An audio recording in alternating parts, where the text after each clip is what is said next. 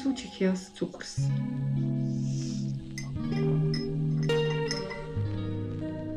Kad es pirms 7 gadiem pirmo reizi nogaršoju latviešu rudzu maizi, man tā šķita mazliet salda.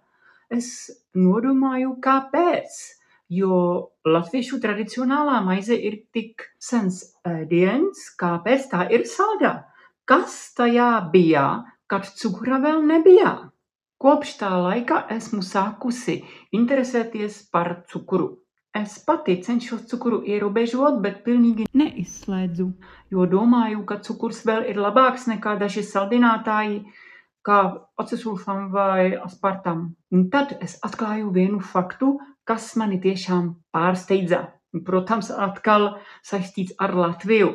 Bijušais Latvijas vadonis Kārlis Ulmanis savulaik 30. gados ieteica ielikt 3 karotes cukura vienā tējas vai kafijas krūzē, lai atbalstītu Latvijas tautsaimniecību. 3 karotītes. Pārāk daudz, vai ne? Kā tad notika tā, ka Latvijā pēkšņi parādījās cukurs, kas iepriekš tur nebija? Kādreiz cukura cena no aizjūras cukurniedrēm bija ārkārtīgi augsta. Cukurs tika pārdots burtiski tikai pa kristāliņiem. To lietoja tikai galmā, aristokratu ģimenēs, medicīniskiem nolūkiem. Parastiem cilvēkiem tas bija nepieejams greznums. Izšķirošas pārmaiņas notika, kad vācu zinātnieks Andreas Markgrafts 1747. gadā Berlīnē ķīmiskā pētījumā atklāja, ka arī cukurbietēs ir tie paši cukura kristāli, saharozes, kādus līdz tam ieguva tikai no cukurniedrēm. Tas bija tīri laboratorisks atklājums. Markgrafts parādīja, ka cukurs nav eksotisks tropu produkts, bet gan kaut kas, kas aug arī Eiropā. Viņa skolnieks Frans Kārls Ašārs vēlāk Markgrafa atklājumu ieviesa praksē.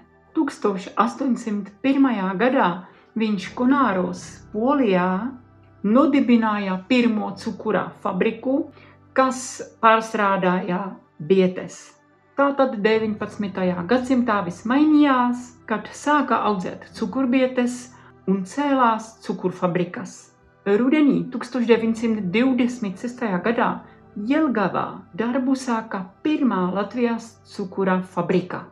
Uzņēmumā ražoja cukuru no Latvijā audzētā cukurbietēm. Fabrikas iekārtas un mašīnas tika atvestas no Čehoslovākijas firmas Breitfeld, Danieku un CO no Prāgas. Es jūtos tik pagodināta, ka mēs, personīgi es Prāgā izgatavojām tās iekārtās cukuru fabrikai, bet tagad patiesībā es nejūtos tik pagodināta, redzot, ko tas ir izraisījis par atkarību. Interesanti, ka pirmās mazās cukurfabrikas Čehijā parādījās jau 1810. gadā, bet Latvijā pēc 116 gadiem tikai 1926. gadā. Tātad Čehiem atkarībā no cukura ir diezgan liels pārsvars, lai gan jūs mūs noteikti jau esat panākuši un arī vairs bez tā nevarat iztikt, vai ne? Patiesībā kavēšanās ar cukura ražošanu Latvijā bija tāpēc, ka diemžēl bijāt daļa no Krievijas impērijas un cukurs galvenokārt tika importēts no Ukrainas.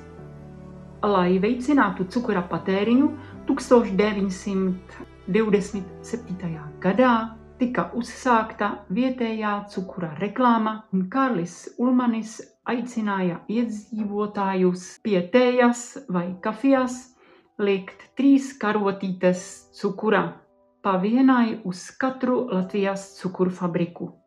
Jelgavā, Liepājā un Krustpilī. Kādi avoti saka, kā to teica finanšu ministrs Ludvigs Ēķis.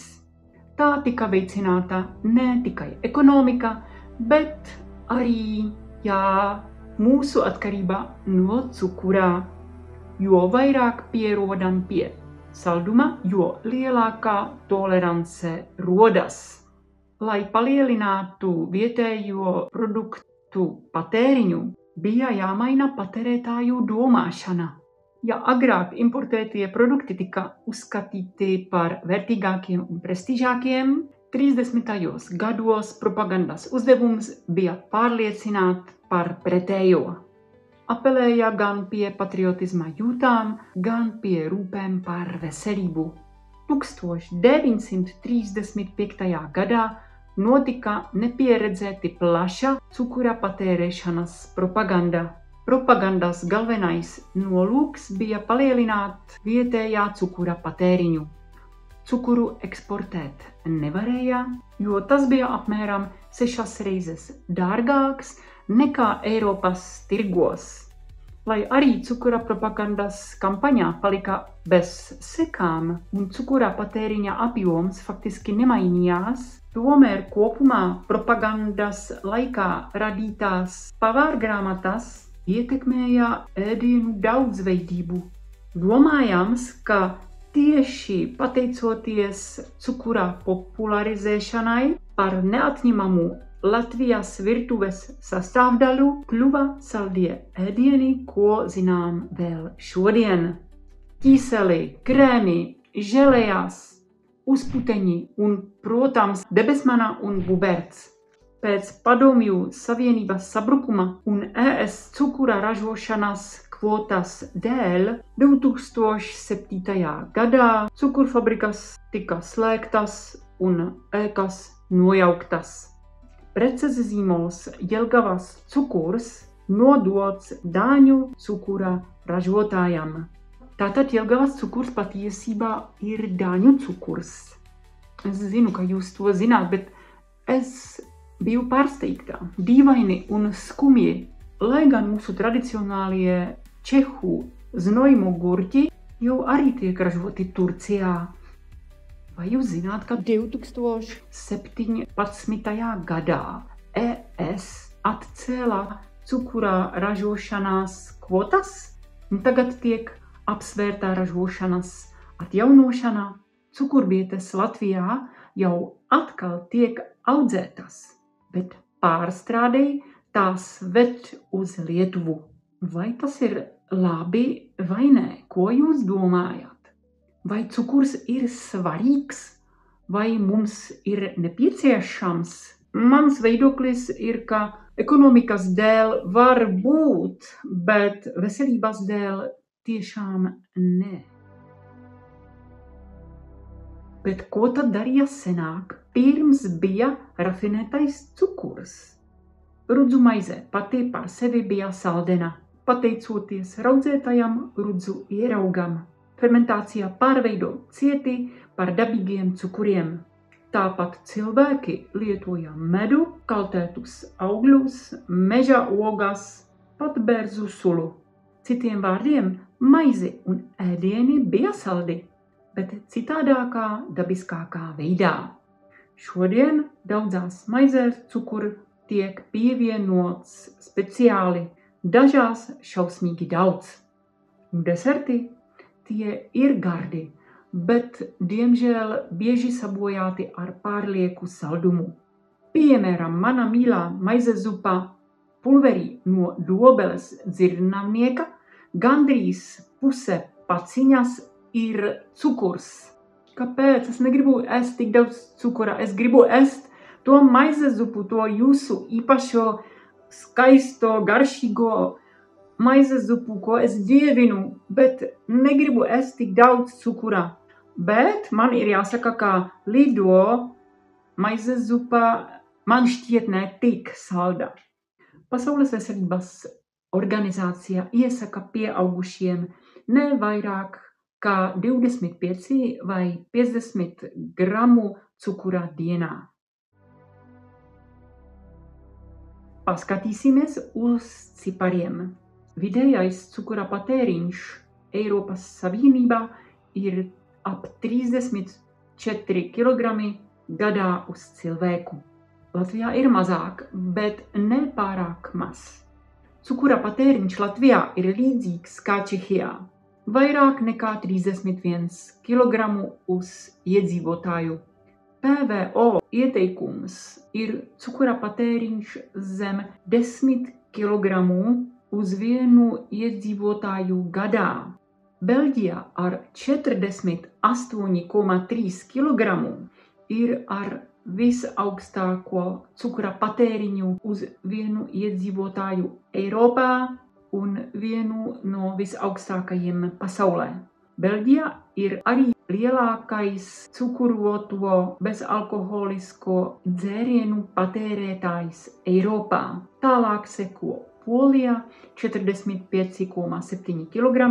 Zemākos skaitļus var atrast Luksemburgā 10,8 kg, Kiprā 17,6 kg, Bosnijā un Hercegovinā 18,3 kg, Albānijā 18,6 kg, Slovēnijā 19,4 kg un Igaunijā 19,9 kg.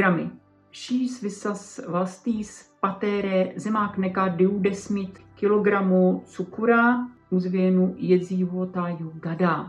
Aprēķins tiek veikts saskaitot ražošanu plus importu un atņemot eksportu. Tātad tie ir faktiskie patēriņa dati konkrētajā valstī. Nevis tikai tas, kas tiek saražots un eksportēts citur. Dati ietver ne tikai neapstrādātu cukuru, bet arī cukurā saturu produktos, kas satur cukuru.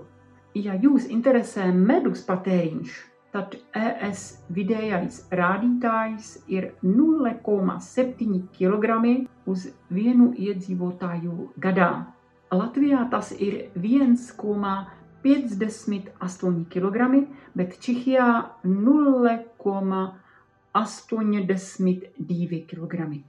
Saskaņā ar Live Beekeeping datiem par 2023. gadu valsts ar visaugstāko medus patēriņu pasaulē bija Centrālafrikas Republika 3,25 kg uz vienu iedzīvotāju gadā. ES augstākais medus patēriņš pēc tiem pašiem avotiem ir Grieķijā apmēram 2,49 kg uz vienu iedzīvotāju gadā, bet Latvijā ir īpašā, to mēs zinām. Jūs ražojat medu, taču gandrīz neimportējat un neeksportējat. Cukurs mums ir devis gan dzarbu, gan saldumu, gan atkarību. Bioloģiski mēs to nemaz neprasām, bet kultūrā tas kļuvis par neatņemamu daļu. Jautājums ir, cik karotiņas vēl ir prieks un no kuras sākas postījums. Starp citu, vai jūs zināt, kur tika izgudrots gabalcukurs? Protams, kad jautāju es, jūs zināt atbildi, jā, Čehijā, Dačicē. Turpat ir piemineklis cukura gabaliņam. Toreiz cukuru ražoja cietu cukura konusu veidā. Konusi bija ļoti cieti. Tos sadalīja mazākos gabaliņos ar nazi vai ar āmulu. Tajā laikā cukuras direktoram Jākubam Kristofam Radam Dačicē bija sieva, kurā šķēlot cukuru savainojās nabadzīte. Un tāpēc viņš izdomāja praktiskāku veidu. Viņš saspiesta cukuru vienādās mazās kubiciņās. Un 1841. gadā savu izgudrojumu patentēja. Tātad, kad liksiet cukuru tējā, atcerieties mani, es arī domāju par jums. Un, protams, ne tikai cukura dēļ. No ulmaņa 3 karotēm cukura līdz mūsdienu pārsaldinātajām maizēm un dezertiem. Tāds ir mūsu saldais ceļš. Man pašai labāk patīk saldēt ar medu. Šobrīd man mājās ir burciņā no Biškopjā pie Kraslavas. Īsts dārgums no Latgales laukiem, jo es šovasar pavadīju 2 nedēļas Latvijā. Bet kā ir ar jums? Kā jūs saldināt? Vai jums garšo medus? Un cik karotiņu cukura jūs liekat tejā? Uzrakstiet! Novēlu jums skaistu saldu dienu! Atā!